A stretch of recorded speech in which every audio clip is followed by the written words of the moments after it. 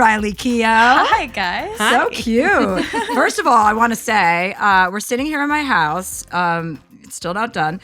I want to say I watched a lot of your interviews in promotion of your book, which is everybody's knows by now. It's called From Here to the Great Unknown by Lisa Marie Presley and Riley Keough. Yes. And I've been watching your interviews, and I just want to say, I wanted to start by saying that with everything you've experienced in your life and everything that you have been through and exposed to, you have a very calm and grounded aura about you. Really? And it's very easy to see. So congratulations on that. Thank you. That's an achievement. Yes, it is. I don't feel that way, but the aura is. You don't feel that way? Important. Not all the time. No. Do you feel that way any of the time? I do some of the time. I have felt that, but I definitely have felt many other things. Yeah, I would imagine that to be true. So I was reading your book, and I got to the end and was reading the little author's notes.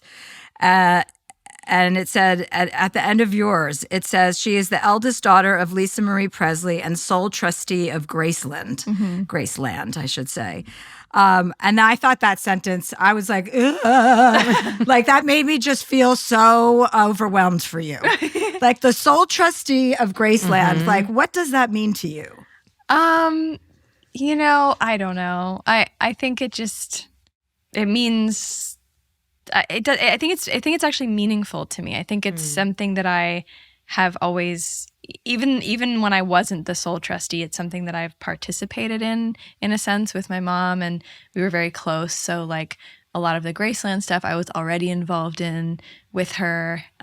So I don't know. To be honest, it doesn't really feel that intense to me. Well, I think on paper it sounds. Yeah, I did. I was like, I don't want that kind of responsibility. Yeah, I mean, there's a lot of people involved, so it's not all on just my shoulder. Right, of course. Yeah. They've been running that operation for a while. I was there a few years ago when I was performing over there. I think is there a venue out of yeah, I think I performed there. That's where I was. Fun.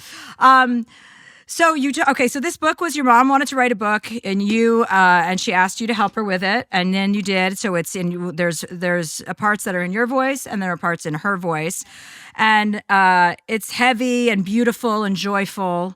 And you had so many beautiful, joyful experiences growing up, and crazy experiences, and different people in and out of your lives.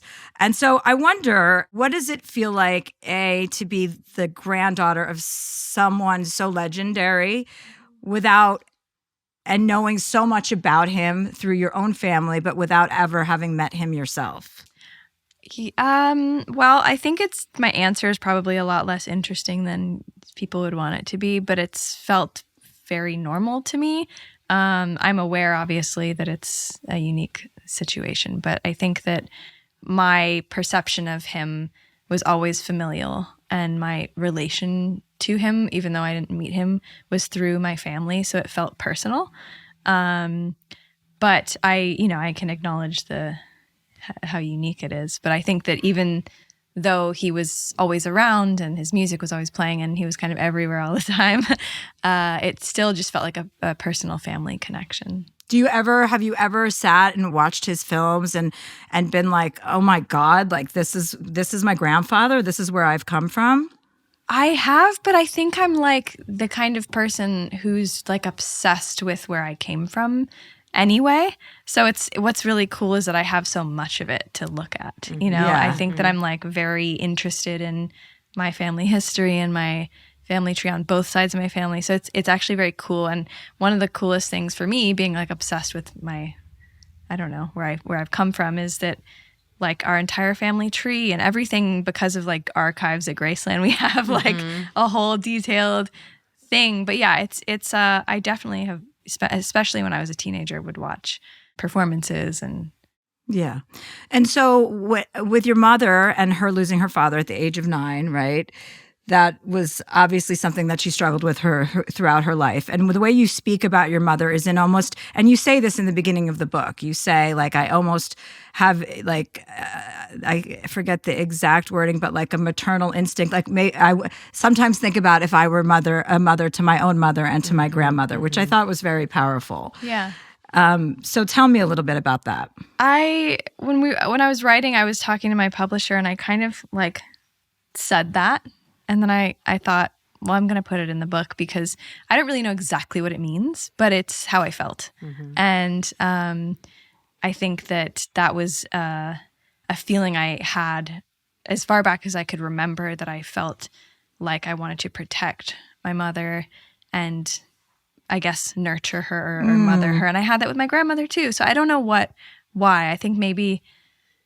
and not to say, by the way, they were both great parents and my mother was extremely nurturing, but I just felt this desire to, or empathy. It was probably empathy, honestly. Yeah, I think it's totally natural. I mean, I think you want a mother as a woman, like, you know, you want to protect the people that you love. And that becomes a kind of like mothering, like kind of not role, but you can be a mother to your own mother at sometimes. And I think you certainly have been from what's in the book. I think so. I mean, I think it's more common than I'd realized in my 20s, that you get to this point and you know, can become the mother, or your relationship changes with your mother. Yeah.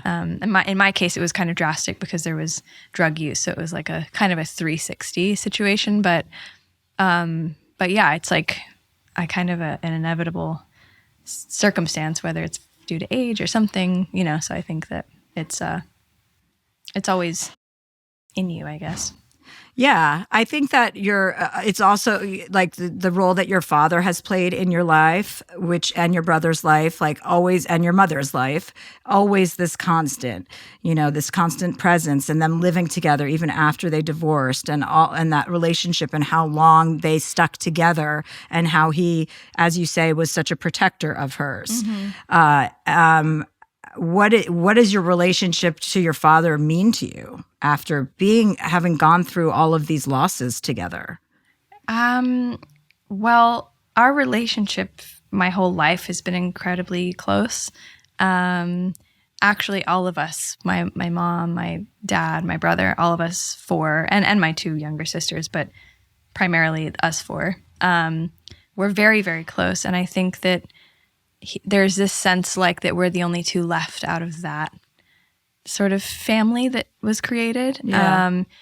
And I also didn't expect it to be me and him. So there's this weird, he's kind of a wild card, my dad. And he's, I'm sure, I hope he one day writes his own book, because his story is so fascinating regardless of my mom. Like, he's just one of those people that has the most insane life. But I think that there is this sense of like, we share a lot of the same experiences and loss and grief and like suffering in a sense, but also the love that was there. So it's very unique. Like, I feel very grateful to have him. I mean, yeah. I mean, during this time of, you know, loss, or I know it wasn't right back to back, but between your brother and your mother, I mean, you needed another witness there. I mean, anybody would. Yeah. Are you close? You're still close with your grandmother, right? I am. Yeah. We're close. We are. She's wonderful. I mean, we've been close my whole life. And I think that a lot, been doing a lot of press who've, you know, asked about our relationship, because obviously there was a lot of news when my mom passed. But ultimately, like, we have never, I mean, to this day, have never really had an argument, and we're fairly close, you know. We're pretty average family, other than the random, you know, lawsuit and oddity here or there. Oh, right. I wasn't even talking about that. Okay. Did that get sorted out? It did. It did. Okay, great. Yeah. That's good to know. So, but your father you live in LA? Yeah, I And do. your father lives in LA, He does, right? yeah. So, I mean, I don't know. I kind of looked at it, like I was reading it and I'm like, God, your dad and you kind of sound like soulmates. Yeah. I think we all, like, there was a sense between all of us that we were soulmates or something. Yeah. You know, like him and my mother, my brother and myself and my father. Like, there was such closeness there that I think a lot of my processing of their loss is like also processing the closeness as well, and realizing how unique that was. Well, you talk about in the book when your brother took his life and that your mom, you knew that your mom wasn't going to be able to survive that for very long. Yeah. Instinctively, you knew that. And you talk about how you guys all just kind of came together and stayed in the house and really grieved together and didn't talk about anything other than Ben and, really honored him. And I thought that was very powerful because not a lot of people know how to do something like that. No, and I think that it was a unique situation because it was COVID. So there was also nothing to do and we were all stuck in the house. And so, but I also felt very grateful for it because I think that had life been its usual self, that maybe I would have, kind of, I don't know, tried to escape some of the pain. Right. And I think that the way that we grieved, it's obviously like a lifelong process, but in that moment was really effective. I just kept feeling like in the moment, like the only way out is through, I remember. And I just felt like I had to feel it all and had to be present through it. And I think that because we were all staying in this house and because it was, the pandemic, it allowed for that kind of grief, which normally you just kind of just go back to work and have to process while you're, juggling life. Well, and it seems like your mom, from what I read, sort of organized times for you guys to be creative together and grieve together and process. Like, can you talk a little bit about that? Yeah, I mean, I think that when he passed, like her whole life was then grieving my brother, like in mourning essentially. And I think that at times that was intense because that was, she had a very strong personality. And so whatever she was feeling was how the room was feeling. So I think that her feelings dictated like everybody around. And I think that she was kind of firm in not wanting to ever stop grieving my brother. And so it was kind of like when you're around me, like I'm in pain and that's just how it is. But the honesty in it was really, in her whole life, and in her grief was very powerful too. Did you feel at all like you suspected your mother wouldn't be able to survive Ben's death and that she was going to struggle with it, which initially she didn't, right? She stayed sober for a while, you write about. But did you feel at all, it felt like when you were on the plane ride coming home and texting with your dad about, whether or not she was alive still, that there was almost an acceptance from you that was the way it was going to be. Instead of sometimes, we resist and fight the reality that we're in. I think a lot of my lifetime has been acceptance. Just being around a lot of addiction and situations that were not in my control. So by the time she passed, I think I had a lot of practice in accepting what is. Not that it's not painful, but I think that, through her addiction, my brother, things with my father, like there's been a lot of things where I've just had to, there's nothing to do other than, surrender to what's happening. So I did, and there were other things that had happened with her health, like she had a seizure, which I mentioned in the book, prior. So there were these moments where I kind of had placed myself in that scenario. And also through her addiction, I thought it was a very likely outcome that she wasn't going to make it through her addiction. So there was a lot of bumps in the road along the way. But I think ultimately when my brother died, I could see that she was here,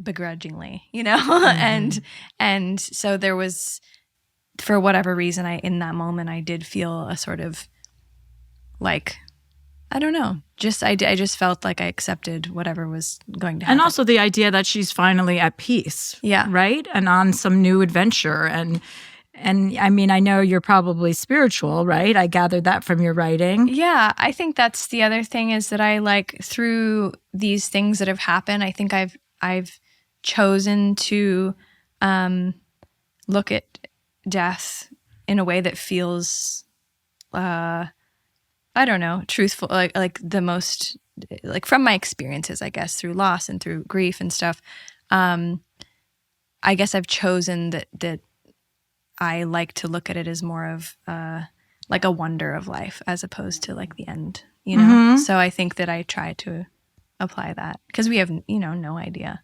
So I like to live in the wonder of it instead of the... I like people who talk about that the idea that they do know what's going to happen. It's like, or that when people say something like drowning is the most peaceful way to die, you're like, who told you that? Yeah. Who told you that? My worst nightmare.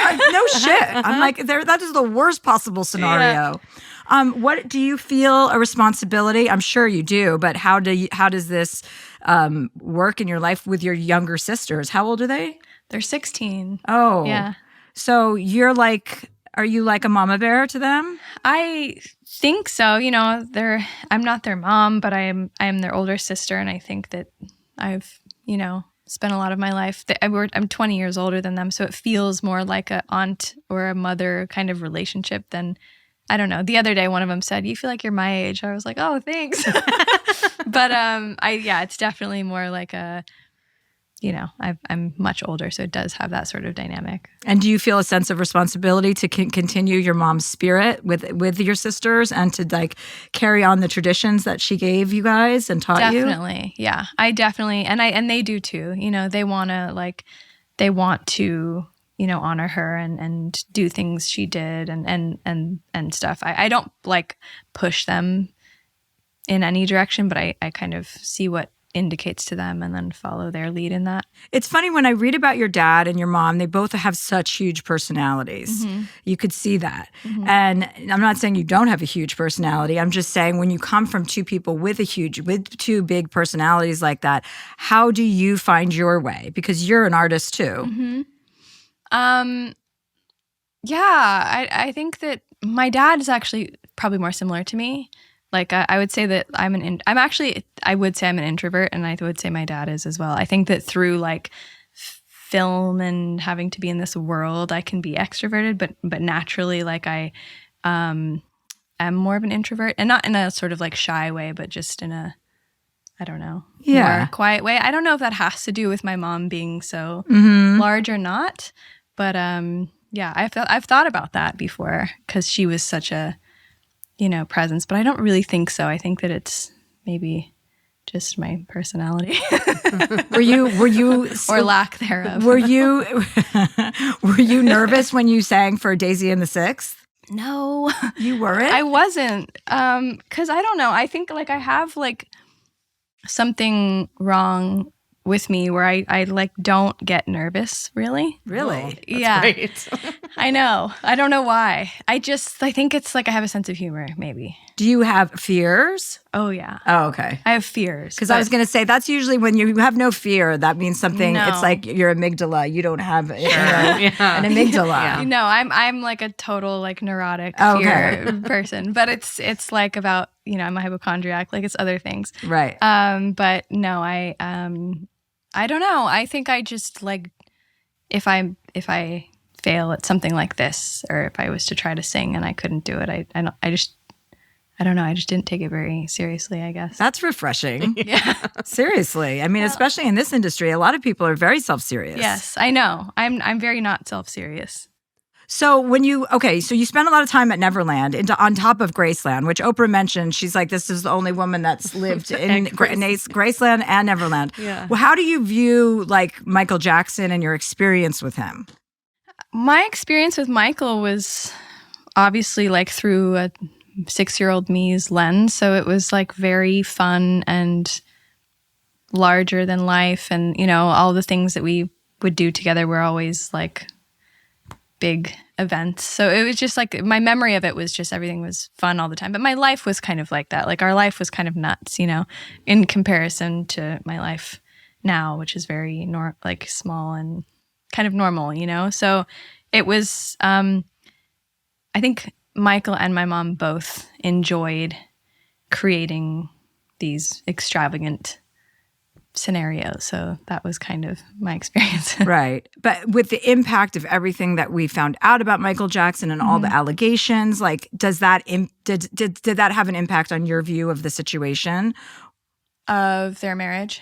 of their marriage and just, like, you must have been like, are these things true, right? About him. Yeah, I think that, like, at the time, I wasn't aware of the case. And it just became something that was just sort of around. Like, there was never a conversation about it. I'm sure my mom would have had those conversations at the time with other people. But for me, it was just this thing that I guess I ended up just kind of knowing about. But I never, like, there was never a conversation with my mom where she kind of sat me down and went like, so, there's this allegation, but by the time that was in my world, I was much older and Michael wasn't really in my universe. Well, when I was reading, I was surprised by what she was divulging in this book about being married to Michael Jackson. I was like, oh, I didn't, as an outsider, you looked at that, you didn't know that was real. You didn't know that they had chemistry, that they had an intimate relationship per se as an outsider. So I was like, oh,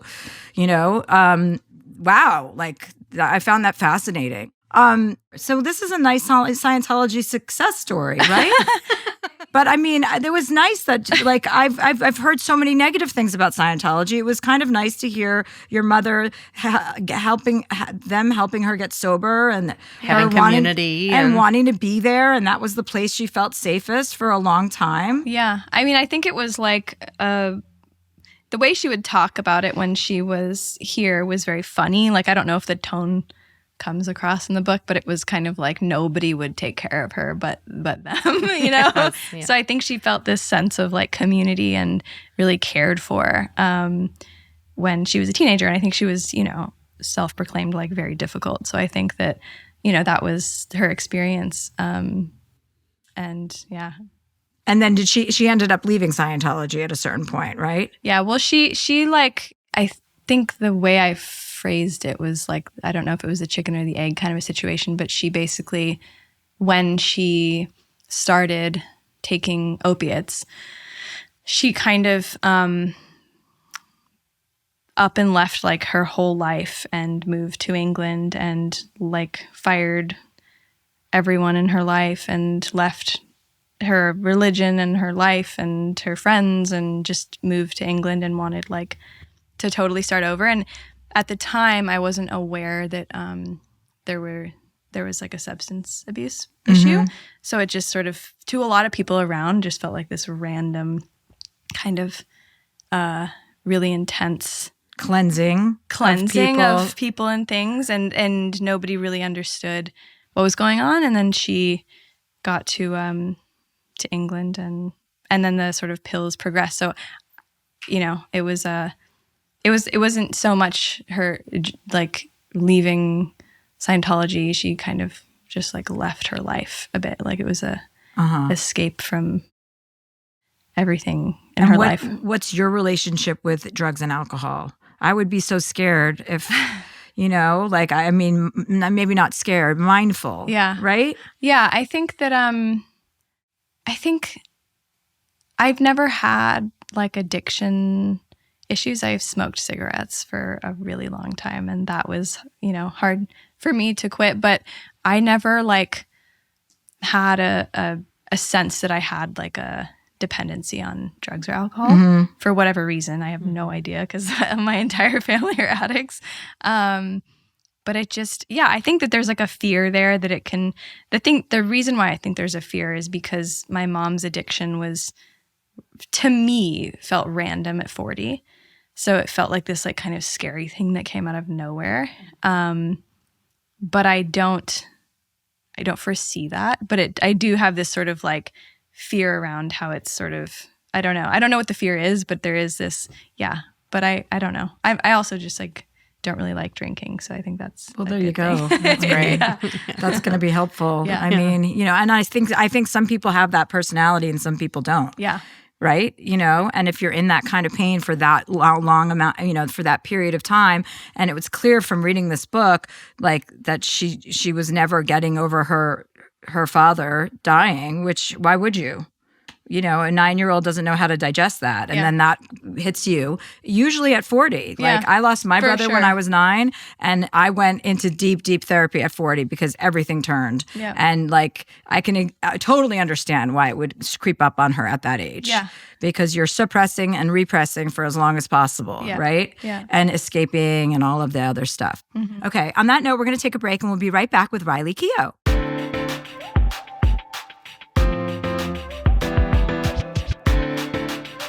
Okay, and we're back, and we're gonna take some callers, some questions for the rest of the episode. We sure are. And we're gonna give advice. Feel free to let it rip. I'll try my best. I'm sure that you have very good advice that you don't even know about yet. Yes. Well, our first question. Sorry, it's double-sided. Oh, okay. Thank you. I'm going to use this for the first one. Are you guys flirting right now? I mean, this looks he's kind of real sexual. cute. What's happening here? They're married, by the way. Oh, yes, I knew this. Our first question, the subject is family secrets, and this comes from Jay. Oh. Perfect. Jay says, Dear Chelsea, I come from a large Catholic family and grew up with 16 cousins on one side, the side that the secret involves. My grandparents had 7 kids. I was the grandchild whose parents had me when they were young and never married. My mom's no longer in the picture. When my parents dated, they hung out with his brother who was closest in age to him and his then girlfriend, my aunt. This was around the end of the 70s. And when I was a kid, my mom told me that as teenagers, that aunt and uncle got pregnant and had a baby. Anyways, my aunt... aunt and uncle, the brother and sister? No. Sorry. So this is the Sounding two like brothers my were... family. This is a lot of these are a lot of characters. There's a lot I'm going like, on. after 16, I was, what? So it's her dad's brother who was closest in age, that aunt and uncle. So his girlfriend and this is just an aunt and uncle. Okay, One of the 7. okay. One of the 7. Okay. When I was a kid, they got pregnant and had a baby. Anyways, my aunt was, of course, moved to wherever for 9 months for secrecy, and the baby was given up for adoption quietly. Yes, my uncle knew and my mom knew because they were friends, but my grandparents didn't know. Nobody knew until my mom told me. My aunt and my uncle got married and have 3 other children together. So the oldest male cousin is not actually their oldest. Fast forward to about 3 years ago when I was talking with my aunt. I was tipsy and I told her that I knew about her first child. This child was a boy and would actually be the oldest cousin. She was in obvious disbelief, but told me they're still keeping the secret from their 3 other adult children. My aunt has met the son that they gave up. He came to a church function and sat in the back and saw his parents and siblings from afar. I want to tell them so badly. Their other kids, the aunt and uncle, are in their 30s and 40s, and I'm bursting at the seams that I'm the only other person that knows this. Do I blow up my family and tell them, or just shut the fuck up? I'll add that these 3 cousins of mine are super great people. They have spouses and kids of their own, and this is just so effed up. Thanks, Jay. I would keep that to yourself. It's not your place at all. In my opinion, you do not want to. This is not your secret to tell. Your mother, for telling her mother told her. That was a big thumbs down. Like that's not you. It's different if it's not your first. These aren't your brothers and sisters. This isn't your nuclear family. I know they're your relatives, but yeah, mind your own business here. That's not your secret to tell. What do you think? I think I agree with you. I've had some things like this in my family, and I think that it is best to not. You think? I think. Unless it's I don't know, I guess it depends on what your intention is. I think if it'll cause a lot of hurt, then maybe it's... Yeah, well, you can have a good intention and it can still cause a lot of hurt, right? It's not your information to share. And unfortunately, you know about it. So I don't think it's your information to share. Yeah. So it's really, it feels like it's just the 3 cousins that are her age-ish that are the important ones that don't know. It's not like revealing an affair or anything like that. Yeah. And you don't have any sense of responsibility. Like, again, it's not your thing. And I found out that I had a brother. My brothers and sisters found out that I had a brother. We had a brother. And I had absolutely no interest in pursuing that relationship. I'm like, I have already enough brothers and sisters. Like, I didn't want to know that. You know what I mean? So don't assume that you know, like, what other people are going to want either. That's true. So, yeah, I would keep that to yourself and just try to forget that you even know that information. Would you even, is there any world in which you'd encourage like the aunt to reach out or where you would reach out? Like if you're this person who's bursting at the seams? Not to reach out. It's not her situation. Yeah. Okay. No, she's just accidentally found. It's like overhearing a conversation. Pretend you overheard it and it's none of your business. That's what I would say. So, yeah, keep your mouth shut. All right, Jay. There you have it. It's encouraging to know that's happening to other families, but I would suspect that's exactly right, especially with famous people. People coming out of the woodwork left and right. The amount of cousins and I'm siblings and things that we get. Oh, yeah, I'm sure. Well, luckily now they have DNA testing. Exactly. So you can actually be sure. Yes. Luckily or unluckily. Yeah, right. Yes. Right, exactly. All right. Well, Chris says, Dear Chelsea, I was lucky to have the opportunity to bring 2 little boys into the world for another family as their surrogate. I know that sounds like your worst nightmare. The first surrogacy journey had a few hiccups with the mom being a bit controlling, sending glass bottled water because our water wasn't suitable. Is this the surrogate talking? This is the surrogate talking, yes. Organic fruits and vegetables because she didn't think the organic produce I purchased was good enough, but I chalked it up to her not being able to carry, so she wanted to be involved any way she could. They asked me to carry their second embryo, and the pregnancy started out a bit different. They were very consumed with baby number 1, and I get it because my wife and I have 2 very active kids of our own. I'd have to reach out to let them know that my OB appointments went well or that the ultrasound looked fine. They rarely asked about the baby or me. The family is extremely well off, and I felt like I was just someone on their staff rather than a close friend like I felt with the first baby. At 28 weeks, I was diagnosed with gestational diabetes, and that's when things started to go south. The mom was on me about my diet and exercise, even though the dietitian she hired confirmed that my diet was perfect and I was doing everything I could to ensure her baby's and my health. At 37 weeks, I needed an emergency induction. The parents live out of state, and the mom actually tried to negotiate my care with my doctor to delay the induction so she could have skin to skin with her baby when he was born, all while I was on the brink of organ failure and in labor. They made it to the hospital with 90 minutes to spare, and she got to do skin to skin with her perfect 7-pound baby. I experienced lots of blood loss and had an extended hospital stay, but still managed to kickstart my milk production for their baby. The icing on the cake was when they were saying goodbye, they didn't even say thank you. I was the one who thanked them for the opportunity to be part of creating their family. In the days and weeks after, I struggled with all of the trauma around the pregnancy and delivery. So my question is, do I confront her about this experience? I'll be done pumping soon and would like some closure, but is it worth it to let her know how she made me feel, or do I just let it go and move on? Because at the end of the day, I achieved what I set out to do, helped create a family for someone who could not. Wow, that sounds really, traumatizing. Yeah, it was. And like part of me is just like, am I being so trivial that like, I don't know, I should just like move on and get past it because I did what I set out to do. But I still get triggered like for little things. So I don't know. I think you have every right. I think you should, you have every right to speak your mind and it doesn't have to be in an angry way. Like I think probably putting it in writing is the best way when you are ready and when you are done, like, breastfeeding and providing the baby with whatever things you did finish your quote unquote job and set of responsibilities, but I think it is cathartic to let someone know that you felt not looked after or taken care of, them not saying thank you, all of the things that you're talking about, those are real things and they're very hurtful. And I definitely don't think you should just suck it up. Like, I think it's important to state your piece in a loving, kind way when someone has kind of crossed a line or a boundary or taken advantage of you and not shown you respect and grace, doing something that is the most invaluable thing you could possibly do for another person, which is carry their child. I just felt like it was such a disconnect from like the first pregnancy to the second pregnancy. And like something like switched and I was just like this employee of theirs. I don't know.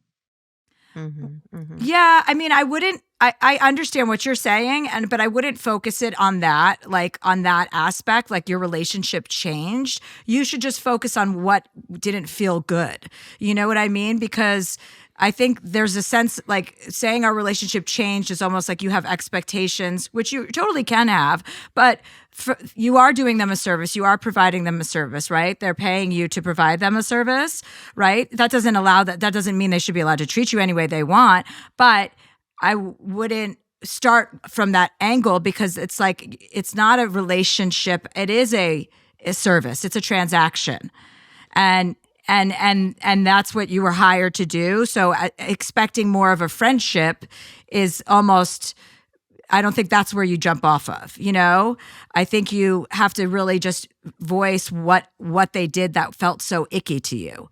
Like, this felt really bad. I really was so looking forward to providing this for you again. And we had such a great experience the first time. You know, you could mention that. This didn't feel great for me. And I definitely didn't feel like, you know, you cared about my well-being, or however you want to phrase everything that happened to you. But you should definitely get that down, not only for to send to her if you decide to do that, for yourself. Yeah. Okay. I mean, how do you feel about it now that it's in the past? I don't know. I almost kind of like, I do feel like I need to address it. It was very much swept under the rug. Like I think it was just like, okay, they got what they wanted. And then like, okay. And I'm like literally shaking in the hospital bed as they're like basking in the glow of their sweet, perfect baby. And I just like, as a mom, I'm a mom and I have children, and like, for her to just disregard that aspect, I think that is the most like the thing that's like eating at me the most. But now I feel like if I could write her a letter, I feel like that's probably a really good. And not in an accusatory way, just in a way that you felt so sidelined and marginalized and all of the things that you're talking about. Like, that didn't feel good at all. I wanted to do this out of, you know, like, this is something that means a lot for me to do for you. And this is how it left me feeling. What do you think, Riley?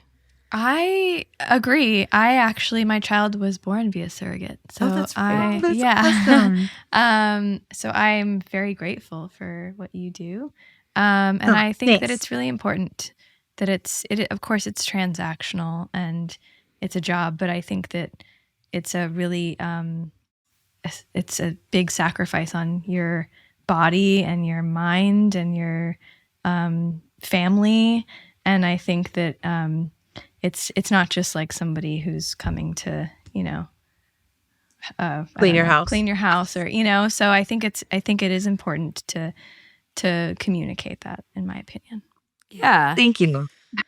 Yeah. Are you finding that you're having these thoughts, like the anger and the, you know, troublesome thoughts that you're having? Are they coming up kind of like at various points during the day? Are you sort of ruminating on them? So it's like when I'm driving to work and like my mind is wandering, or like I'm shipping milk to them, like when I go drop off milk. I like replay everything all over again. Yeah. That's when it's happening. Yeah. You might, as you're writing this letter, try to, like, when these thoughts come up, jot them down in like a notes app. Jot down these things as they're coming up for you, because it helps to just sort of get it out of your body, get it out of your mind. And then you'll sort of have all of the talking points that you want to address when you go to write the letter to her. And then you can kind of just pick and choose, like, okay, this note I wrote in a moment of anger. This note is like maybe the best version of myself, or like this particular part of it, and kind of choosing the best version of how you want to express yourself. But you'll have everything sort of like over time dumped into one place. So you can kind of tackle that letter from a place of, you know, respect for yourself as well. Okay. No, that's good. That's good. Thank you. And with every negative thought you have, in terms of like seeing this out of your own body and stuff, so that you are able to let go and be free of it, like every time you have these thought patterns, I want you to also have an opposite thought. You know, whatever your negative thought is, match it with an opposing viewpoint, like, oh, but I was able to provide them with this daughter or this child. I was able to provide them with something that they couldn't do for themselves. Like, make sure you're reminding yourself of the honorable thing that you did. Mm-hmm. That is beautiful. And like, so, it's the most important thing you could do for somebody. I can't think of anything more important to provide. So to start just getting it out of your body, because you don't want to be angry and hold on to that anger, and you might write that letter and then realize like, I don't even need to send this. Yeah, but that's if you true. do need to, then you should. Yeah. Okay, that's good. I like that, reminding myself of Would you be a the surrogate? awesomeness. Would you be a surrogate again for anyone else? So I'm 40. I'm so old. And That's when you have your midlife crisis when you're 40. You have more that's what's happening. That's a part of it. We were just talking about turning 40 and what that does to your brain. yeah, no, I can't actually. My doctor she'd be like, no, you can't. She told me you cannot have any more kids. Yeah. Especially for anybody else. Yeah. Oh. Well, that's wonderful that you did that. So pat yourself on the back over and over again. And I think Thank you. in lieu of reframing too, you could also think, I did this for this family, but I did it for this child. Yeah. So Yeah. even, forget the Yeah. parents, you did it for this child. And that's really Yeah. cool.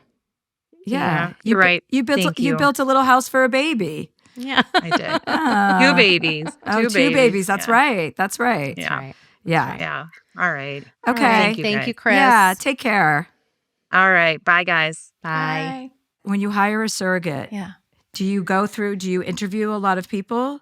You do. I think everybody's different. I personally interviewed or I looked at like 3 different families because you kind of talk to the surrogate and also their partner if they're in a relationship too. And we use like an agency. So they also put the candidate forward that they thought was the strongest. And that was kind of the one we were leaning towards. But yeah, there were like 3 or 4 different surrogates. And I'm curious, as like, with your whole history, like, how do you feel about being a mom?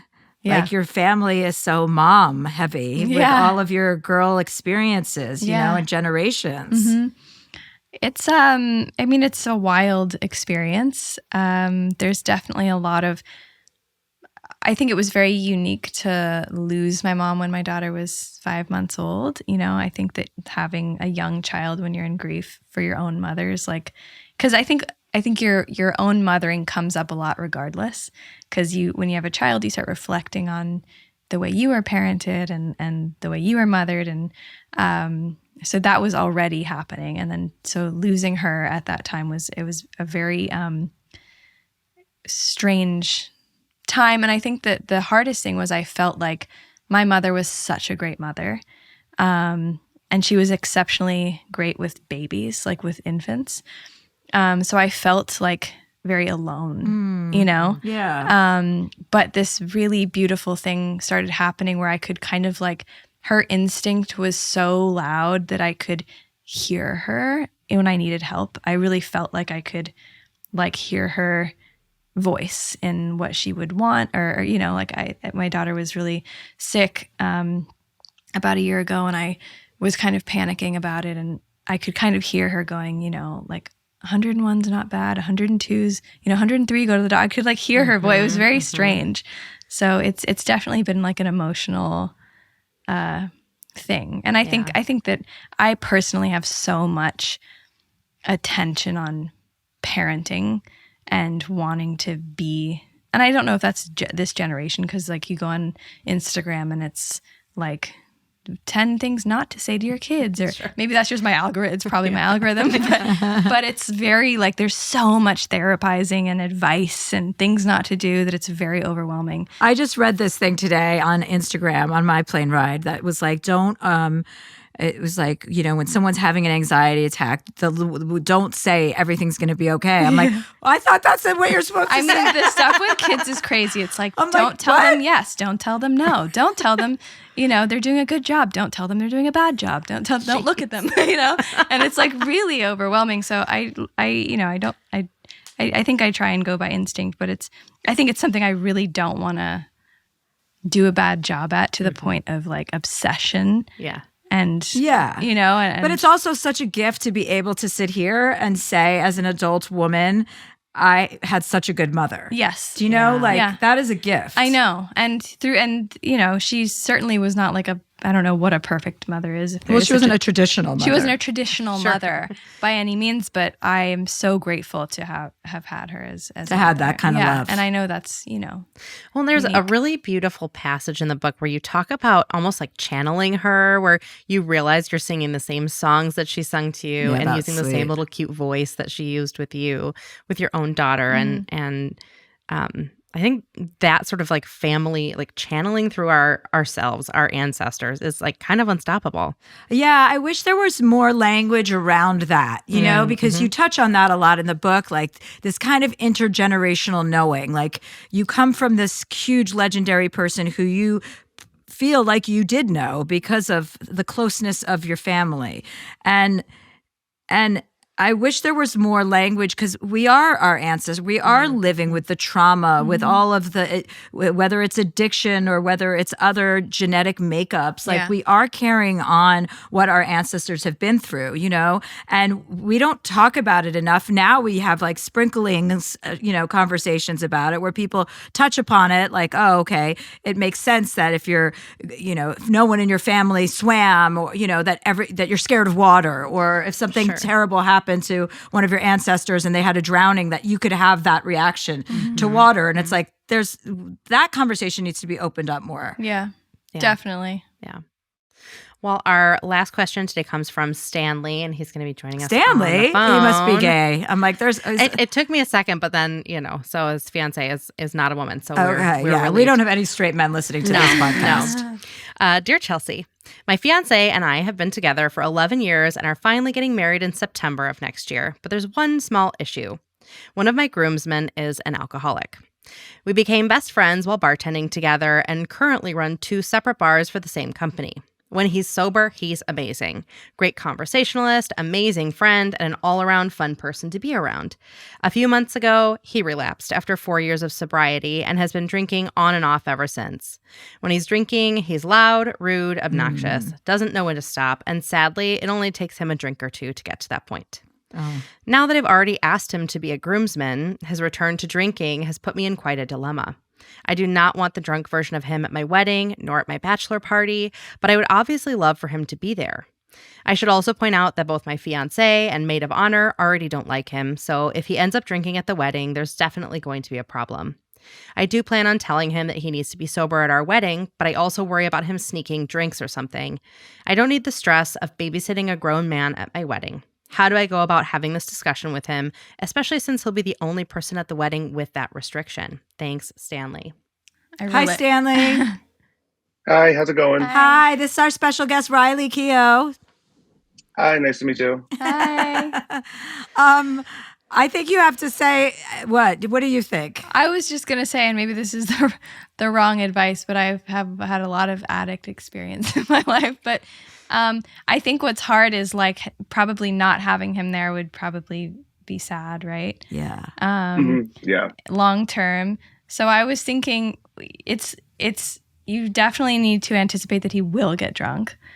And maybe you need to get him like some kind of designated babysitter for the night. That's not a bad idea.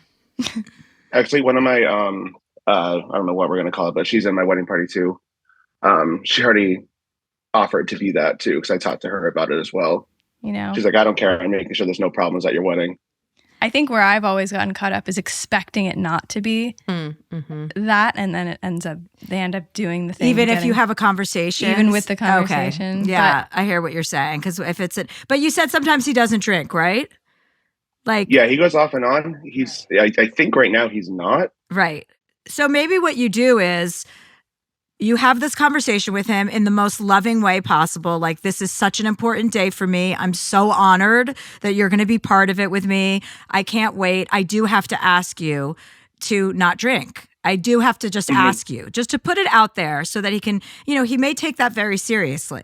And then also as the backup plan, what Riley offered is to have that friend just be on the lookout, knowing that there's a good chance he might not be able to control himself and start drinking. But you might be surprised, he might be able to get through the wedding without it. The bachelor party is another situation. I think that's a little bit even more difficult to not drink at.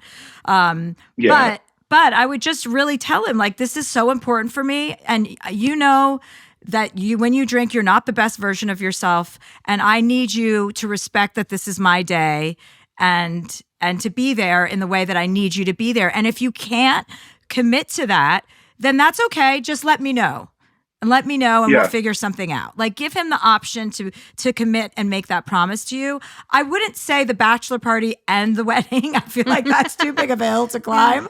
I don't know. Do you need his presence at the bachelor party? I guess if he's a groomsman, right? I mean, I was honestly just thinking about it earlier today. Like, I wouldn't be mad. I mean, I have been to parties with him where he was sober and he was fine. He was, playing all the games with everybody and like just ripping soda water. But I also I come from a family that has addiction issues, so like I am totally up for people's boundaries. So if he for that reason couldn't go, I would not be mad at all. Absolutely. And you can, that's perfect. Then it's a trigger for you. You come from a family, with addiction, and you don't want to, that if he can't, just give him the option. Like, you're welcome to come to the bachelor party, and I do want you at my wedding, but these are the conditions. And if you can't meet them, no harm, no foul. Like, I'll miss you, but it would be better for me to be able to enjoy my day and not worry about you drinking. Like, you're a better version of yourself when you're sober. I understand you're struggling, but this is my request from you out of our friendship. Yeah, it's really good. That's really good advice. And I think that's a conversation you can have in person, right? Yeah, I think so as well. Yeah. I don't get to see him too often, but I definitely, especially working for the same people, we do get to see each other sometimes. So that's something I could talk to him about for sure. Yeah. And then your friend, the one who volunteered, then, just have her on it. And if he does drink, she can have him removed. Yeah, she'd be totally fine with that too. Yeah, and that's covering all your bases. Yeah. And you listen, you might be surprised. Yeah, I honestly was talking to my therapist about it. She's like, he might, just be sober already. And I'm like, that is, best case scenario. But he could take to it really well. Yeah. Yeah. And it's honest conversation. So there's nothing to be like, it's nice that you're being so thoughtful about it as well. Mm-hmm. Yeah. And good to have like a bossy bridesmaid in your corner. Mm-hmm. I love that. Yeah. That's great. Yeah. I got a couple of them. So that's good. That's good. Well, have a great wedding. Congratulations. Yeah. Thank you. Yeah. Thank you so much. Congrats. Awesome. Thanks, Stanley. Let us know how it goes. Okay. Thank you. I will definitely. Thank you. Bye-bye. Bye. Okay. We're going to take a break and then we'll be right back to wrap up with Riley Keough.